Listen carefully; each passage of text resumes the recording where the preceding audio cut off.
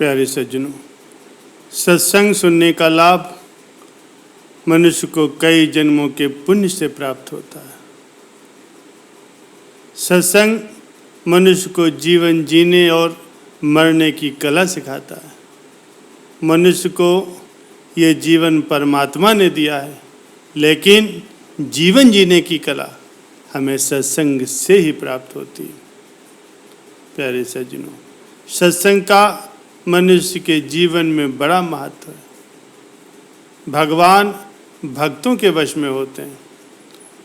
भगवान हमेशा ही अपने भक्तों का ध्यान रखते हैं। जब जब धरती पर पाप अनाचार बढ़ता है, तब तब भगवान किसी न किसी रूप में अवतार लेकर के अपने भक्तों के संकटों को हरते हैं। जब कंस के पापों का घड़ा भर गया, तब भगवान श्री कृष्ण जी ने जन्म लेकर के कंस का अंत किया और लोगों को उस पापी राजा से मुक्ति दिलाई। प्यारे सज्जनों, भगवान अपने भक्तों से बहुत प्रेम करते हैं। उसी प्रकार से भक्त भी अपने भगवान से अटूट प्रेम करते हैं। एक पौराणिक कथा है जो हमें भगवान श्री कृष्ण और राधा जी के अटूट प्रेम की याद दिलाती है। कहा जाता है कि एक बार भगवान श्री कृष्ण जी काफ़ी बीमार पड़ गए। कोई दवा, कोई जड़ी बूटी उन पर असर नहीं कर रही थी। तभी भगवान श्री कृष्ण जी ने स्वयं भी गोपियों से एक ऐसा उपाय करने को कहा जिसे सुन करके सारी गोपियां दुविधा में पड़ गई। दरअसल भगवान श्री कृष्ण जी ने गोपियों से उन्हें चरणामृत पिलाने को कहा। उनका मानना था कि उनके परम भक्त या फिर जो उनसे अति प्रेम करता है तथा उनकी चिंता करता है, यदि उसके पांव धोने के लिए इस्तेमाल हुए जल को वे ग्रहण कर लें तो वे निश्चित ही ठीक हो जाएंगे। लेकिन दूसरी ओर गोपियां और भी चिंता में पड़ गईं। श्री कृष्ण उन सभी गोपियों के लिए बेहद महत्वपूर्ण थे। वे सभी उनकी परम भक्त थीं, लेकिन उन्हें इस उपाय के निष्फल होने की चिंता सता रही थी। उनके मन में बार बार ये आ रहा था कि यदि उनमें से किसी एक गोपी ने अपने पाँव के इस्तेमाल से चरणामृत बना लिया और श्री कृष्ण जी को पीने के लिए दे दिया तो वो परम भक्त का कार्य तो कर ही देगी, लेकिन किन्हीं कारणों से कान्हा अगर ठीक नहीं हुए तो उसे नरक भोगना पड़ेगा।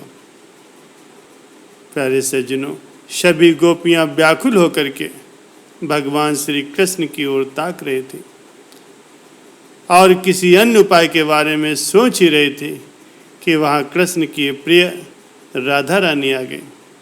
अपने कृष्ण को इस हालत में देख के राधा के तो जैसे प्राण ही निकल गए। जब गोपियों ने कृष्ण के द्वारा बताया गया उपाय राधा को बताया तो राधा ने एक क्षण भी व्यर्थ करना उचित नहीं समझा और जल्द ही स्वयं के पांव धो करके उसका चरणामृत तैयार किया और भगवान श्री कृष्ण को पिलाने के लिए आगे बढ़ी। राधा जानती थी वे क्या कर रही हैं। जो बात अन्य गोपियों के लिए भय का कारण थी, ठीक वही भय राधा रानी जी के मन में भी था, लेकिन कृष्ण को वापस स्वस्थ करने के लिए वो नरक में जाने के लिए भी तैयार थी। आखिरकार श्री कृष्ण जी ने वो चरणामृत ग्रहण किया और देखते ही देखते वो ठीक हो गए, क्योंकि वो राधा ही थी जिनके प्यार और सच्ची निष्ठा से कृष्ण जी तुरंत ठीक हो गए। अपने कृष्ण को निरोग देखने के लिए राधा जी ने एक बार भी स्वयं के भविष्य की चिंता नहीं की और वही किया जो उनका धर्म था। प्यारे सज्जनों, इसे ही कहते हैं प्रभु से सच्चा प्रेम, जो अपने बारे में न सोच करके अपने प्रभु के बारे में सोचता है, अपने इष्ट के बारे में सोचता है। प्यारे सज्जनों, सच्चा भक्त अपने प्रभु की रजा में खुश रहता है। उसके जीवन का एक ही मकसद होता है कि अपने इष्ट की प्रसन्नता। वो अपने प्रभु को हर वक्त याद रखता है। उसे संसार की, मोह माया की, संसार के धन दौलत की जरूरत नहीं होती। वो उनसे सिर्फ मालिक की प्रसन्नता ही चाहता है। एक बार एक संत जी को अपना आश्रम बनाने के लिए धन की जरूरत थी। वो धन एकत्र करने के लिए गांव-गांव में घूमा करते थे।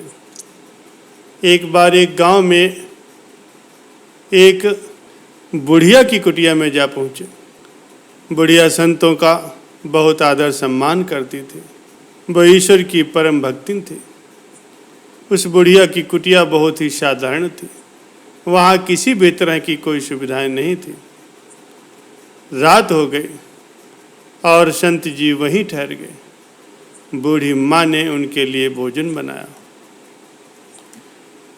भोजन करने के बाद संत जी के सोने के लिए उस माँ ने एक तख्त पर दरी बिछा दी और एक तकिया दे दी और खुद वो जमीन पर एक टाट बिछा करके सो गए।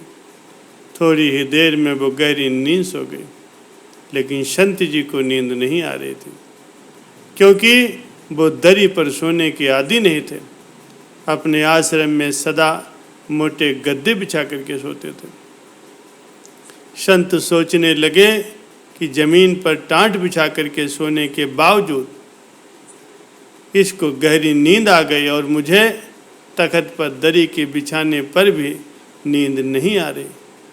मैं तो एक संत हूँ और सैकड़ों का मार्गदर्शन करता हूँ, और ये एक साधारण सी दरिद्र बुढ़िया है। ये बात उन्हें आज बराबर मत रही थी।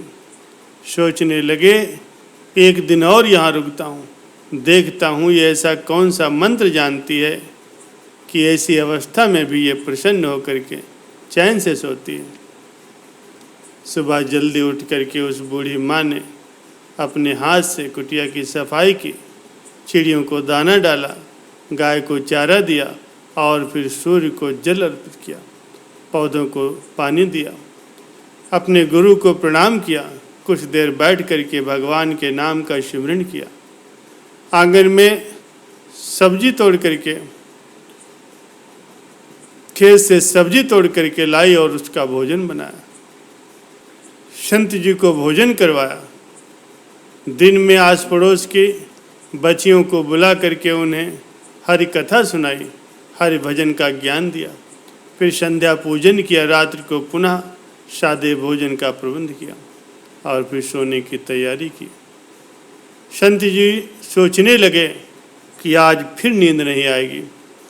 आज इस बुढ़िया से पूछ ही लूँ कि उसकी नींद का क्या रहस्य। संत जी ने पूछा, तुमने मेरे लिए अच्छा बिछौना बिछाया, मुझे फिर भी नींद नहीं आई, और जबकि तुम्हें जमीन पर भी गहरी नींद आ गई, क्या तुम्हें धरती की कठोरता नहीं सताती? क्या ये चिंता नहीं होती कि कैसे अपने लिए अच्छे भोजन का, नरम बिछौने का प्रबंध करूं?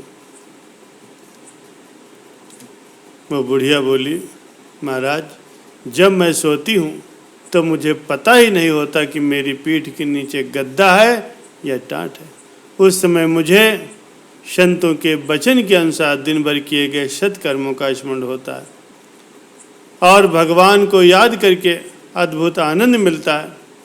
मैं सुख दुख सब भूल करके उस परम पिता परमात्मा की गोद में सो जाती हूँ।